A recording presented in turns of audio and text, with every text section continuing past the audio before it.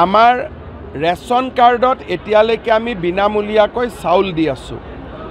1 অক্টোবৰৰ পৰা আমি ৰেচন কাৰ্ডত দালি দিম, চেনি দিম আৰু নিমখ দিম।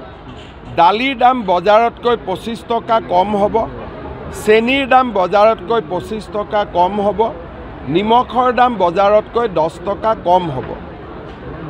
5জন পৰিয়াললৈকে 1 কেজিকৈ পাব আৰু 5জনতকৈ যদি ওপৰত পৰিয়াল থাকে ৰেচন কাৰ্ডত তেওঁলোকে 2 কেজি পাব। অৰ্থাৎ 5জনলৈকে 1 কেজি, 6জন হ'লে তেওঁলোকে 2 কেজি পাব। এই ব্যৱস্থাটো আমি 1 অক্টোবৰৰ পৰা আৰম্ভ কৰিম, যাতে দুখীয়া মানুহে ঘৰো পাব পাৰে, অৰুণোদয় পাব পাৰে। আমাৰ ৰেচনত চাউলে অকল নহয়, দালি নিমখো পাব পাৰে। এই গোটেই ব্যৱস্থাবিলাক আমি কৰিছোঁ আৰু দুখীয়া মানুহ উপকৃত।